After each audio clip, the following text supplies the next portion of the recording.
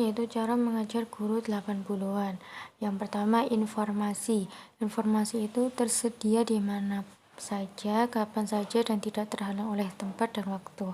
Dalam pembelajaran ini diarahkan untuk mendorong peserta didik mencari tahu dari berbagai sumber observasi, bukan diberitahu. Jadi muridnya lebih banyak belajar mandiri.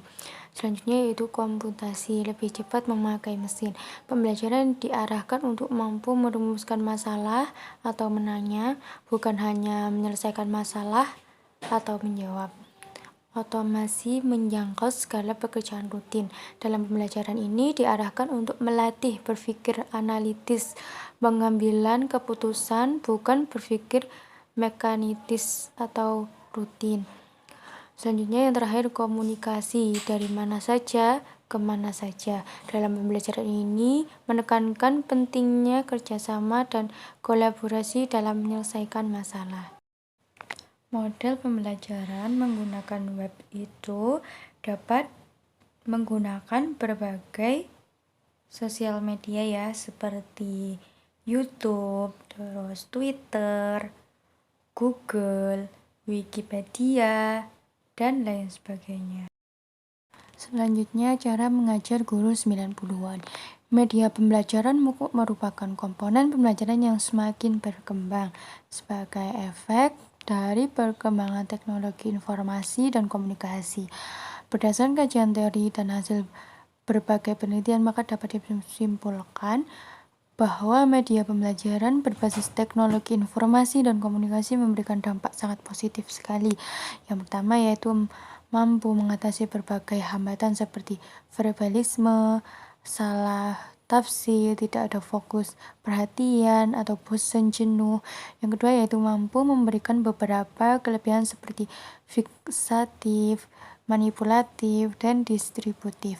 Yang ketiga mampu membangkitkan motivasi dan emosi.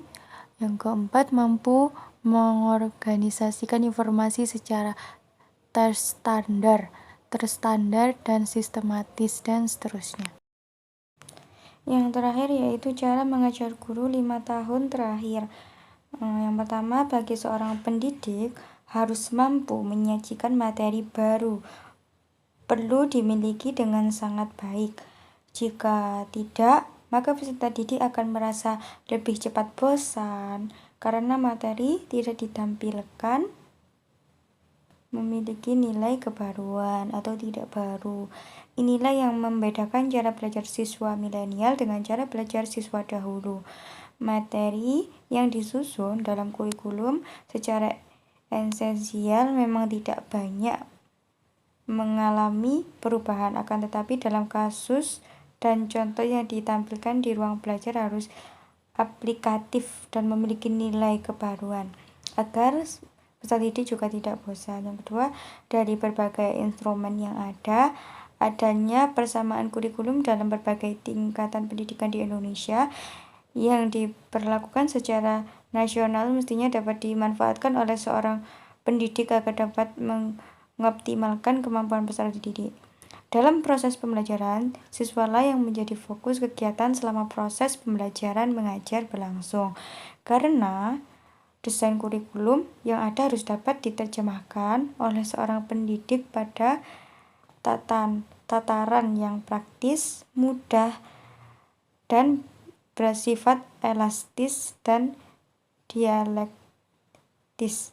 Jika kurikulum bersifat kaku, akan membatasi ruang gerak siswa dan mengembangkan potensi kognitif, psikomotor, dan juga potensi efeksinya. Selanjutnya yang ketiga yaitu pembiasaan belajar secara mandiri. Perlu dikembangkan dan diinternasikan pada siswa dengan segala potensi dan daya dukung yang dimiliki oleh siswa. Kemandirian belajar perlu didukung dan diarahkan oleh seorang pendidik atau guru. Kemandirian dalam belajar bukan berarti melepaskan tanggung jawab sebagai guru dalam membimbing dan memfasilitasi peserta didik dalam belajar.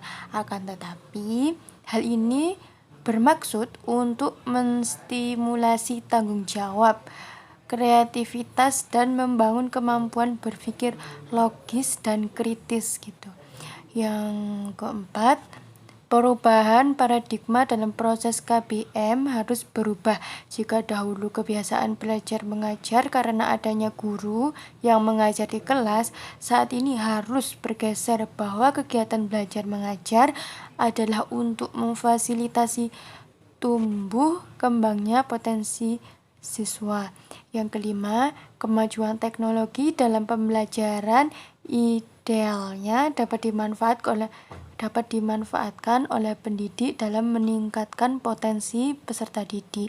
Jadi harus terus inovasi dan terus belajar tentang teknologi sebagai peserta didik atau guru, sebagai pendidik atau guru.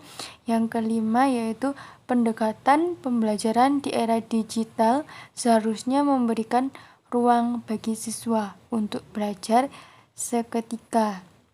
Hal ini dapat mengurangi jurang pemisah antara di dalam dan di luar sekolah. Perlu diperhatikan juga gaya belajar siswa di era digital ini, bukan saja mendidik dalam mengamati objek yang hanya ada di ruang kelas saja, akan tetapi mereka juga harus terbiasa menyimpan dan mengumpulkan berbagai informasi yang diperoleh di ruang-ruang selain ruang kelas.